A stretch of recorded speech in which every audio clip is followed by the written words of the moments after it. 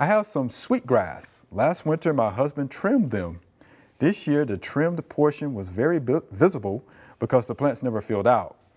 As I go into another winter, what can I do to get sweetgrass plants to fill out more next spring? And this is Brenda, North Charleston, South Carolina. Oh. So, how do we get the sweetgrass shrub to fill in? Well, I think fertilizing it in the spring would be good. I mean, you might actually do a soil test on that too, because maybe the pH is off, that the plant isn't growing very well. But you know, they can take some moisture. Okay.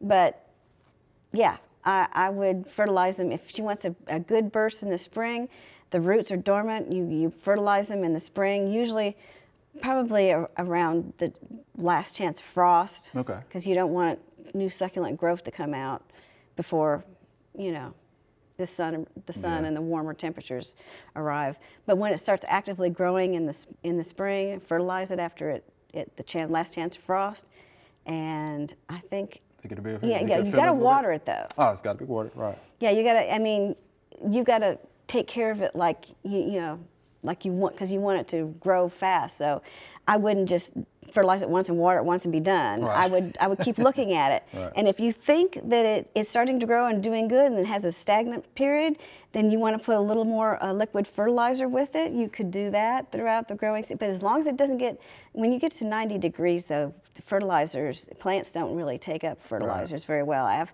you know, before it gets to be 90 degrees, you can probably fertilize it again in the spring, but you know, 90 degrees plants are just trying to survive just like we do in the 90-degree weather. Sure. And I guess the type of fertilizer that we're talking about, of course, if you get your soil tested, it's going to let you know that. Yeah. Or, you know, maybe some slow release, you know, something like Osmocote or something like that would be appropriate. But yeah, I always like for folks to get your soil tested first so you know exactly what it is that you need to add to your soil. All right, Ms. Brenda, thank you for the question. Yeah, I don't think her husband made a mistake with that. It's just, just trying to get it to fill in. All right, it's fine. We hope you enjoyed the video. We have hundreds more. To subscribe, just click below.